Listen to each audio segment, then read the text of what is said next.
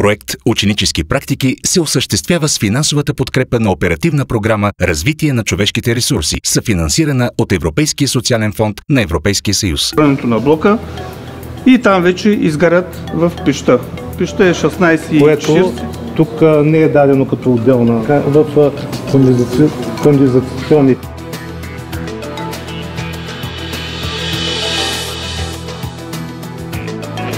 В момента в работа е блок 2. Навярно да попаднеш директно в свръхмодерна контролна зала като тази, за едни изглежда само мечта, но за други вече е реалност. Колко въглища на ден са нужни за процеса? Обикновено около 20 влака получаваме с въглища, което е около 10 000 тона на смяна. Как работи една модерна топлоелектрическа централа, научават учениците от професионалните училища направо от специалистите, които я управляват. Когато го учиш това нещо, учиш някаква суха материя, казват ти за въглища, багери и така нататък, но всъщност ти не можеш да ги представиш как изглеждат, не можеш да си представиш самия работен процес. Но картината се променя. Когато виждаме тук процеса на работа, започваме да разбираме всичко с запетаите и точките от урока. Обучение и бизнес скъсяват дистанцията помежду си в полза на младите професионалисти, за да се развиват. Средата е много напред с техниката и добре полезна е за нас, за нашите знания.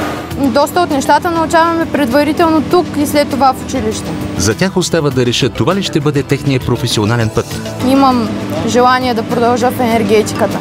Безспорно най-трудна е първата крачка. Тук ни избраха като реална работа, реално с интервю. Но когато тя вече е зад гърба, хоризонтът се отваря, възможностите се открояват. Важно е само дали те имат желание да научат нещо ново, дали са отворени към приемане на новостите и дали имат интерес да работят в една мултинационална компания. The benefit for AES to have these young people here, the interns, is one, we get the, as they say in the U.S., we get the advantage of picking the best people. Will we hire them? Will AES recruit them? I can't say that we would recruit all of them, but I would say they would have an opportunity at some point to come work for AES. Проект „Ученически практики“ се осъществява с финансовата подкрепа на Оперативна програма „Развитие на човешките ресурси“, съфинансирана от Европейския социален фонд на Европейския съюз.